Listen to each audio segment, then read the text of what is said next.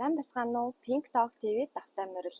За өнөөдрийнхөө дугаараар та бүхэндээ өмнөх дугаарны үргэлжлэл буюу Ким Сёрон болон Ким Сюхён нарын хэрэг ямар шатн дээр явж байгааг танилцуулахад бэлэн болгоод байна. За тэгэхээр бүгдээрээ яриандаа орцгоё. За тэгээд Ким Сюхён болон Ким Сёроны хамтдаа авахулсан зураг болон Ким Сюхёны зэрэгт байхдаа түүнд хүчиж байсан хянууд нотлох баримт болгож Гарасеро дэлгэсэн. За энэ захиан дээр Ким Сёроны никнеймийг ашигласан байсан. Сиро Нерогийн нэртэй юм байна. За тэгэхээр захиан дээр өмнөх хэсгээс нь орчуулбал Сиро Неро би Парис дуусан. Би энэ захианы посткарт болон үзгийг сүвнэр дэлгүүрээс худалдаж авсан. Би чамд хайртай Сиро Неро. Чамаар маш их бахархаж байна. Чи бол гайхамшиг. Бас намайг үргэж уучлаарай. 2019 оны 11 сарын 11. За посткартны орчуулга юм байна. За харин 2018 оны 6 сарын 9-ний өдөр Сиронора гэсэн захиаг орчуулбал өнөөдөр цаг агаар урьдчилж хэлхийн аргагүй сайхан байна. Энэ гайхалтай бие гарагт намайг таалтал тийшээ шидэд байх шиг санагдсан. Чиний талаар бодоод бичиж байна гэдэг ямар сайхан өдөр вэ? Өнөөдөр өглөөний манан дунд би өнөөдөр ямар гээчийн өдөр болох болоо гэж гайхширч байлаа. Тэр мэдрэмжээ барьж авахын тулд би чигээрээ караоке орсон. Тэгээд Шин Сёхүний дуунуудаас дуулсан. Тэгээ онцгой дуулчих шиг болсон. Магадгүй цагийн дараагаас ч билүү, эсвэл тэрнээс ч хойно байж магад. Нар дүрлзэж төөнж эхэлсэн. Нөгөө л нэг миний арьсыг онцгой болгодог нар. Тэр үед л би энэ бол ямар нэгэн зүйлийн тэмдэг гэд наранд биеэ шарж борлуулсан. Цагийн дараагаас би дэвчихгүй болж эхэлсэн. Учир нь дэндүү халуун байсан. Тэгэд би өдрийн цагаа угаад одоо харин Signal 2-ын зарим давталтаас нь үзэж оролцогч нарыг дэвжиж байна. Тэгээд удалгүй гадаа ахиад харанхуй болчихсон. Нэг их удалгүй гадаа салхилж, өвөл хуралдаж, хүчтэй салхилж, олон сонин дуу чимээ гаргаж эхэлсэн. Тэр үед ашгүй дээ, өнөөдөр надад ямар нэгэн бэлтгэлийн даалгавар байхгүй гэдэгт баярлсан. Цагийн дараагийн л бороо зогссон. Магадгүй өвөлнөд хурдан нүүж байсан бах. Нар дахин өвөлний цанаас гэрэлтэж эхэлсэн. За тэгээд маш урт захиалсан. Тэгээд энэ хэсгээс нь л орчуулжээ. За тэгээд би юу хэлэх гээд байна вэ гэвэл би зүгээр л өөрийнхөө юуг гоё гэж бодсон, юунаас сайхан зүйлсийг мэдэрсэн, би юу харсан эсвэл мэдэрсэн гэд энэ бүхнээ чамтай л хуваалцахыг хүссэн юм. Чиний царайг харж уулзах боломжгүй байгаа ч энэ бүхнээ дотроо юу мэдэрч байгаагаа чамтай хуваалцахыг хүсэж байна. Чамд хэлж чадах ганц л зүйл нь би чамайг санаж байна. За юу ч гэсэн энэ амралтын өдрүүд дайжгүй байлаа. Би зарим нэг зүйлийг бичсэн. Бас цэргээс халагдаад ажилдаа буцаж орно гэж бодож байна. Магадгүй би Япон эсвэл алс хол Европоор аялнаа. Энд байгаа залуучуудыг хараад магадгүй би сургуультай буцаж явъя ч гэж бодсон.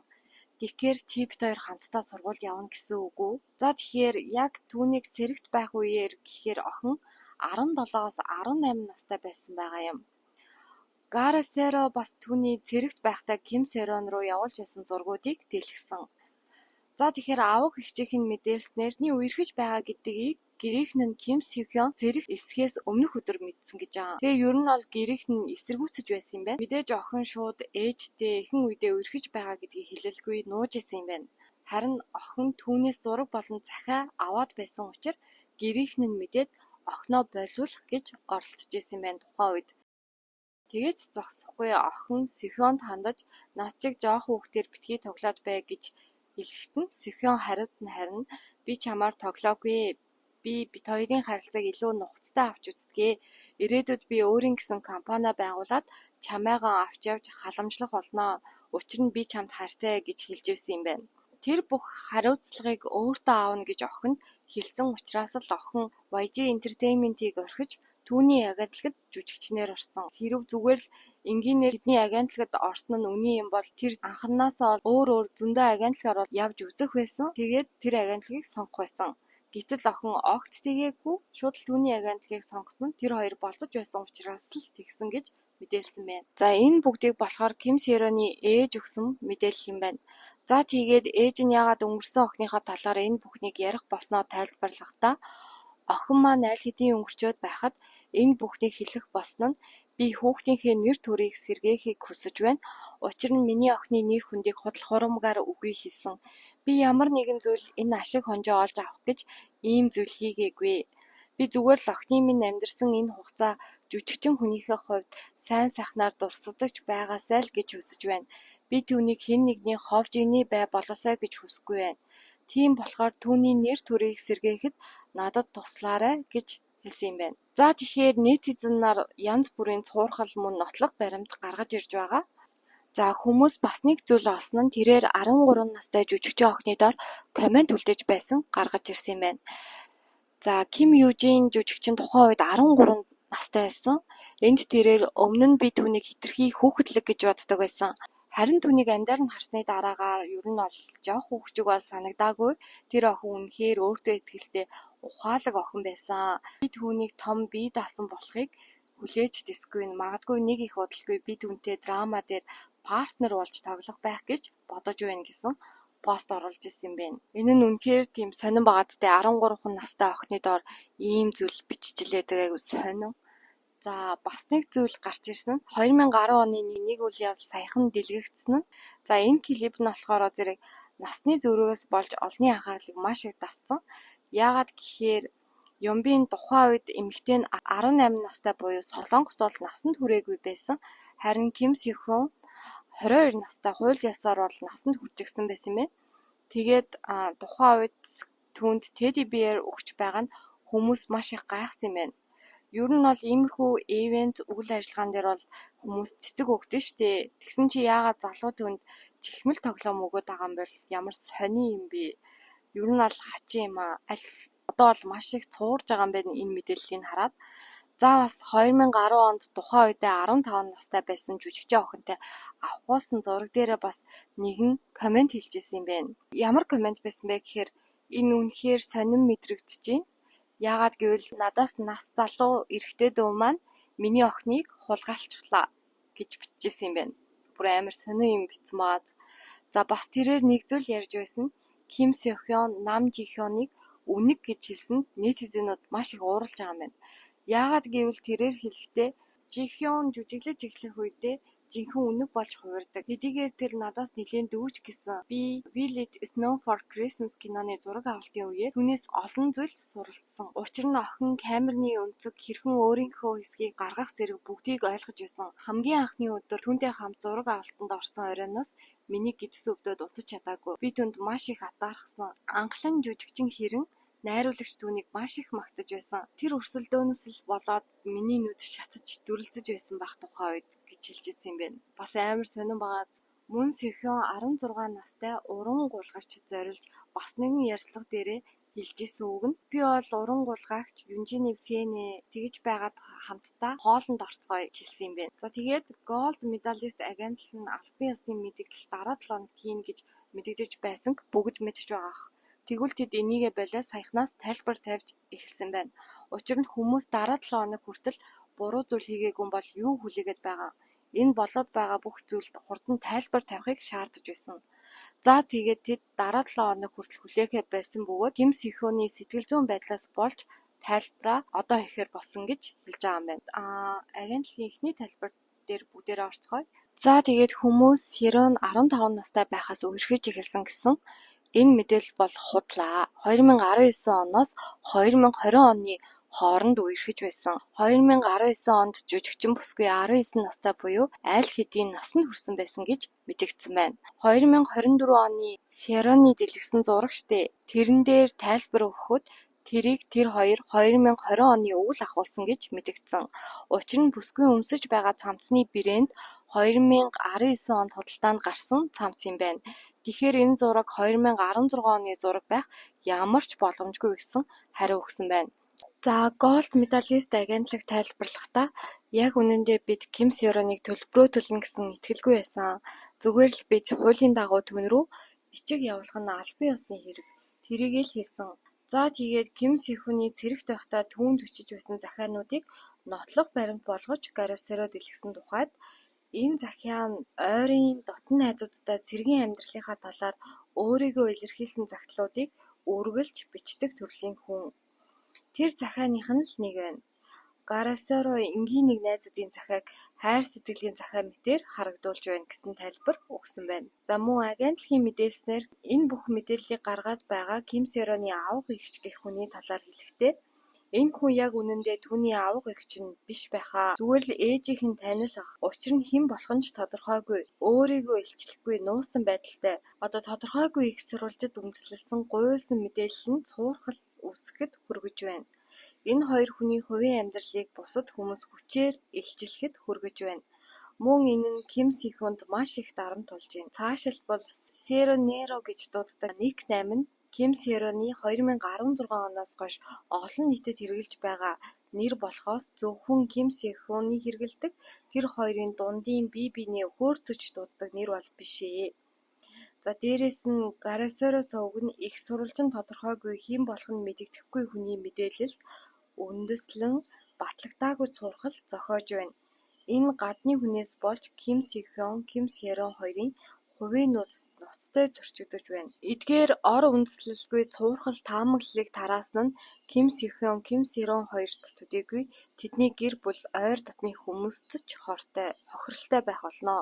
Мөн иймэрхүү батлагдаагүй түүгүүд дээр үндэслэсэн хувийн дайралт нь нэг хүнд хэтэрхий их дарамт тулж байна. Тэр бүх хил эдгээр үйлдэлүүд нь талигачийн нэр төрийг маш ихээр гутааж байна. Гарасерогийн мэдээснээр Ким Сохюн бол Ким Сэроны үхэлд буруутай чөтгөр. YouTube суваг нь Ким Сэроныг ослын дараа үүссэн үрийг барагдуулахын тулд дарамтлсан. Ким Сэрон Ким Сихёноос тусламж хүсгэд Ким Сихён түүний хүсэлтийг үл таамсарласан. Үүнээс болж Ким Сэрон амиа орлохоос өөр сонголтгүй болсон гэсэн худал цурхлыг тарааж байна. Энэ бүхэн бол худлаа. Үнэн хэрэгтээ голд медалист агентлаг Ким Сэрон бүх өрөө төлж чадахгүй учраас үлдсэн үрийг нь бүрэн хэмжээгээр нь тухайн үед нь төлсөн. Машины ослын дараа голд медалист агентлаг Ким Сэронтой хамтран осолд өртсөн бизнес эрхлэгчдэд учирсан хохирлыг багтаасан бүх төлбөр хохирлыг барагдуулахаар ажилласан. Нийт хохирол нь ойролцоогоор $765 мянган $. Болсон. Харин агентлаг Ким Сэроны өөрийн төлөх ёстой мөнгийг бууруулахын тулд чадах бүхнээ хийсэн. Агентлаг болон Ким Сэрон нарын хүчин чармаал дээр хохирлыг $481 мянган болгон бууруулсан. Ким Сэроны машиныг завсарлаж худалдсан нь нийт хохирлын хэмжээг бууруулах зорилготой байсан. Үүнийг Ким Сэроны зөвшөөрлийн дагуу түүний машиныг засаад зарж борлуулсан. Гарасерогийн мэдээснээр бид жүжигчнээс зөвшөөрөл авалгүй машиныг нь хулгайлж борлуулж өрийг бууруулаагүй. Энэ бүхэн худлаа. За тэгээд энэ бүхнийг бол түүний зөвшөөрлийн дагуу хийгдсэн. Энэ ослын хэрэгээс болж Ким Сэрон ажлаа үргэлжлүүлж хийх боломжгүй болсон. Үл төлбөрөө төлөх чадваргүй болсон. Үүнээс болж Ким Сэрон өрөө төлж чадаагүй 2023 оны 12 дугаар сард голд медалист өрийн хэмжээг нөхөн төлсөн. Энэ мэдээллийг 2024 оны 4-р сарын 1-ний өдөр илрүүлсэн агентлагийн татврын талинд Ким Сэроны өрийг нөхөж баршгүй өр гэж жагсаасан баримтаар баталгаажуулж болно гэсэн байна. За тэгээ мэдээжин хэрэг голд медалист агентлаг Ким Сэроны эдгээр өөр төлбөртэй холбоотой хуулийн дагуу зохих журмуудыг хийлгэж байсан. Энэ нь иргэнд бизнесийн зорилгоор ямар нэгэн хүү мөнгө зээлэх нь хууль бус үйлдэлээс урьдчилан сэргийлэх зорилготой байсан. 2024 оны эхээр агентлаг Ким Сэроны үрийг хэрхэн шийдвэрлэхээ шийдэх ёстой байсан. Хэрв голд медалист агентлаг нь жүжигчин бүсгүйг хуулийн хариуцлага хүлээлгэхгүйгээр түүний оронд зүгээр л өрийг нь төлсөн бол хууль бус бизнесийн үйл ажиллагаатай холбоотой үр дагаварт хүргэж болзошгүй байсан. Компанийн хувьд болжсгүй зүйл юм аа. Ер нь бол компани хуулийн дагуу энэ асуудлыг шийдэх гэж байсан. За тэгээд үр төлбөртэй холбоотой асуудал дээр ер нь бол иймэрхүү мэдээллийг өгсөн байна. Харин Ким Сэрон, Ким Сихүнээс тусламж хүсэж холбогдсон тухайд гэвэл тухайн үед голд медалист агентлаг тэдний харилцааны талаар мэддэггүй байсан. Гэхдээ тэр үед хоёр хос маань аль хэдийн салсан байсан. Тэгээд тухайн үед голд медалист агентлагийн менежерүүд нь Ким Сихёнд Сэроны мессежинд хуулийн мэргэжилтний тусалцаа авалгүйгээр хариу өгөхөөс татгалз гэж зөвлөж байсан юм байна. Голд медалист эйженси нь хуулийн мэргэжилтнүүдийн тусалцааг авах замаар Ким Сэроны асуудлыг шийдвэрлэх зорилготой байсан. Үүний дараа буюу 2024 оны 3 сарын 26-нд Ким Сэрон хууль ёсны төлөөлөгчөөрөө дамжуулан голд медалист эйженсид өрийг хүлээн зөвшөөрч агентлагт өрийг эргэн төлөх арга барилаа тохиролцоход бэлэн гэдгээ баталсан. Үүний үр дүнд голд медалист агентлаг Ким Сэроны өрийг хуулийн дагуу шийдвэрлэх боломжтой байсан ба түүнээс хойш бид Ким Сёроноос ямар ч төлбөр нэхээгүй гэж мэдэгдэлтэй дурдсан байна. Ойролцоогоор жилийн өмнө болсон эдгээр үйл явдлыг жүжигчин бүсгүйн өхлийн шалтгаантай холбон тайлбарлах нь үндэслэлгүй юм. Голд медалист агентлаг Ким Сёронд хуулийн дагуу зөвшөөрөгдсөн бүх аргаар туслахыг оролдсон. Агентлаг жүжигчин бүсгүйн өрийг цаг хугацааны явцад хүүгүй алдагдaltaгүй байхаар шийдсэн бөгөөд үүнийг компани нөхөж баршгүй үргэж тодтогсон. Жилийн дараа бидний хүчин чармаалтыг буруутгаж компани нь Ким Сёроныг амиа хорлох хүртэлх шийдвэр гаргахад нь дарамтлсан мэт харагдуулж байна. Нас бид хүрсэн хоёр хүний зургийг гэнтэл 16 настай байхад нь дарсан болгосон. Өвчтөе ээжийнх нь танил гэх тэр хүн гинтл бүсгүйн авгагч болоод гараад ирсэн. Зураг бол олонний анхаарлыг татаж нөхцөл байдлыг ашиглах гэж оролцсон орлого болсон. Нэгэн мессеж нь жүжигчинд туслах гэсэн компани хүчин чармаалтыг занал хийсэн мессеж болгон илгээсэн мэт сэтгэл төрүүлсэн. Голд медалист агентлагийн Ким Сёронтой хамтран шийдвэрлэсэн өөр нь одоо түүний өхлийн шалтгаан болжээ. Мөн энэ үйл явдлын хүрээнд Ким Сёхён эмгэнэл төгсгөлийн гол өдөөгч буруутан болж тодорхойлогдсон. Баримтыг мушгин гуйвалж үнэн нөхцөл байдлыг арилгаснаар тухайн хүн гэмт хэрэгтэн гэж цоллогдох боломжтой болсон. Гарасеро YouTube хаяг нь Ким Сёхёныг 16 настай байхад нь Ким Сёронтой болцож байсан гэж мэдээлсээр байна. Дараа нь эдгээр мэдээллүүдийг үнэн зөв эсэх тал дээр сайтар шалгаж нэгтгэхгүйгээр тоо томшгүй олон мэдээгээр улам бүр дордуулсан. Олон нийтийн гэмт хэрэгтэн гэж цоллуулсан хүн бүх худал хуурмыг нэг нэгээр нь няцаах нь бараг боломжгүй юм. Хэрэв тэр хүн орлох юм бол асар их цаг хугацаа хүчин чармаалт шаардах болно. Гэвч энэ бүх хугацаанд манай жүжигчид нөхөж баршгүй хохирол амссаар байх болно. За тэгээд YouTube хаягийн дэлгэсэн зургуудыг үнэндээ Ким Сёхён, Ким Сёрон нар авсан юм. Мөн Гарасерогийн нийтэлсэн бүх зүйл үнэн гэсэн үг огт биш. YouTube сувгийн батлагдаагүй мэдээлэлээс болж олон хүмүүс зовж шаналж байна. Ким Сёхён бол жүжигчин хүн учраас түүний тухай тоо домжгүй олон худал хуурмаг зүйл зохиогдож байхад зүгээр суугаад харна гэсэн үг бас биш. Ким Сёхён өөрийн хувийн амьдралынхаа талаар олон нийтэд ил болж байгаа мэдээллүүдэд холбоотой хариуцлага хүлээн зөвшөөрөх болно. Гэсэн хэдий ч өнгөрсөн 7 хоногт тохиолдсон шиг тухайн хүний зөвшөөрөлгүйгээр хувь хүний нууцад хяналтгүй нэвтрэх нь олон нийтийн эрх мөн үү гэж асуумаар байна. Гэсэн мэдээллийг Голд медалист агентлаг ерөнхийдөө бол гаргасан байна. За тэгэхээр бүгдээрээ цаашид юу болохыг харцгаая. Одоогийн байдлаар ер нь бол яг аль тал нь үнэн хэлээд байна гэсэн мэдээлэл бол алга. Тэгэхээр бүгдээрээ цаашид юу болохыг харж байна. За тэгэхээр манай сувгийг дэмждэг үзэгчдээ маш их баярлалаа. Өдрийг сайхан өнгөрүүлээрэй. Баяртай.